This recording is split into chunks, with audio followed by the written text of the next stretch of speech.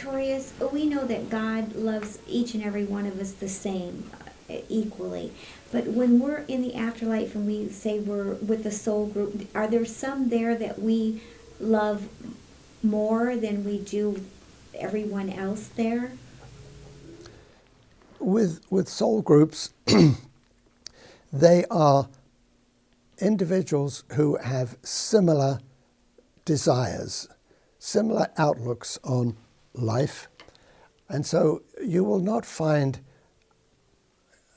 a complete love as you speak of it on earth within a soul group necessarily.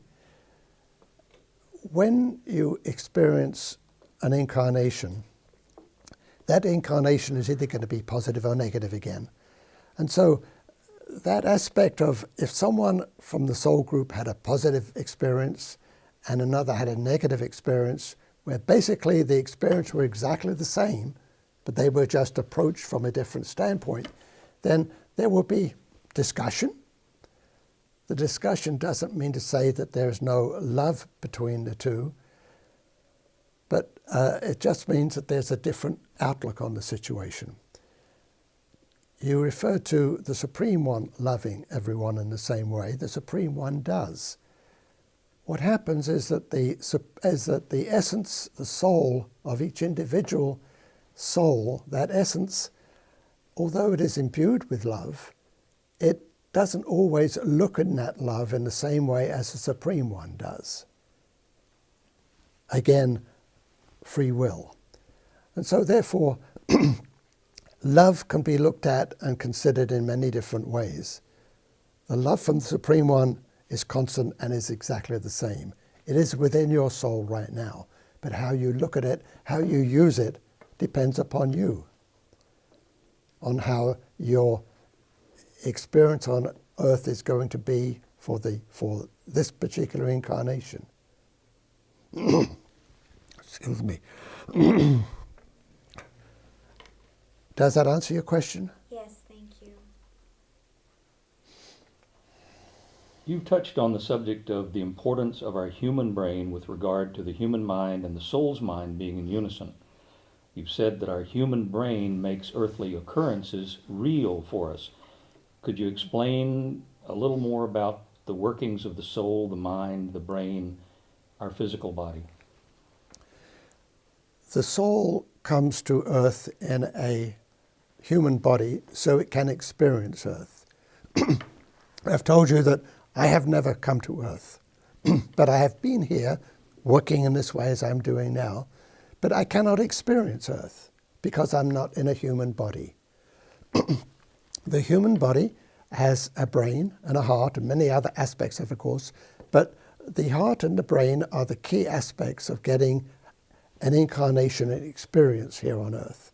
And so the soul works through the human body, primarily through the brain as far as our mind is concerned. Remember that the soul has a mind. It's almost two separate things, but they are one. The soul aspect is the spiritual aspect. The mind aspect is the thinking aspect, the aspect that has got all of this personality that you have experienced. And so that mind aspect works through the brain to understand and find out what earth is about. Without that brain, without that human heart, then the soul cannot experience earth. As I say, I cannot experience earth. All I can do is to look at it from the outside. I must admit what I see doesn't influence me to want to try to come back. However, that's neither here nor there. I don't know if that has answered your question. Yes, good, thank you.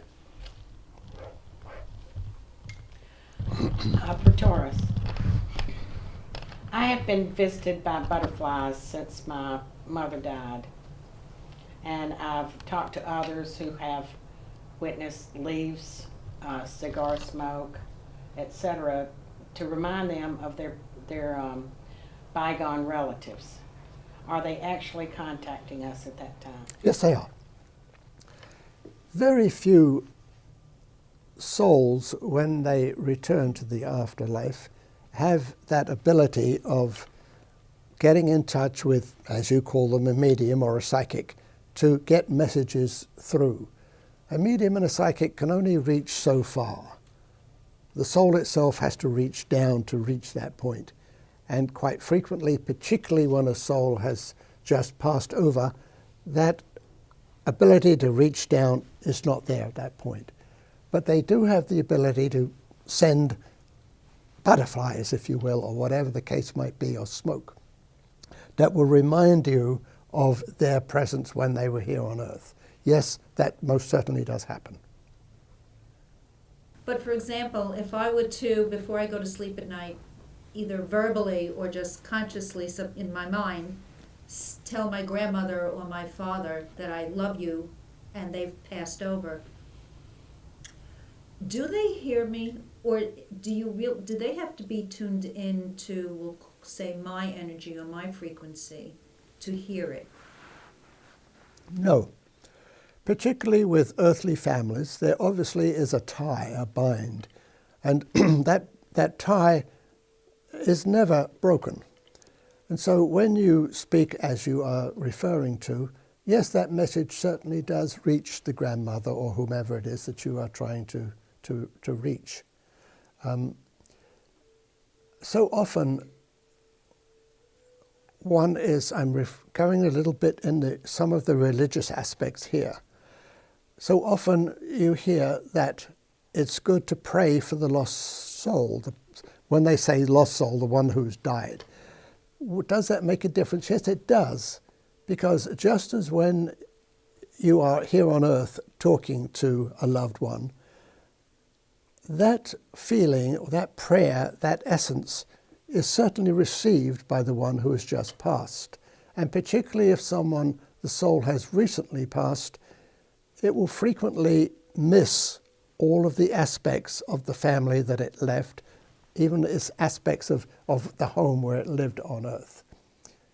Some souls take quite a time to condition themselves back into the afterlife because of the life they had here. If the life here was so wonderful and happy, then interesting enough, it's that much more of a problem for them because they can look back and see that, and the afterlife at that point is brand new to them. They've forgotten what the afterlife was for a period of time. And if someone was very sick physically, then that soul, when it goes back into the afterlife, it carries a lot of that feeling of sickness with it. And so it has to go to, shall I use the word hospital for you? It will have to go into rehab where skilled souls will help it to readjust to the afterlife, where it will realize that there is no pain. That type of thing. So yes, it certainly, when you pray to someone or when you speak to someone, doesn't have to be just before you go to sleep. They certainly receive the word, yes. Thank you very much.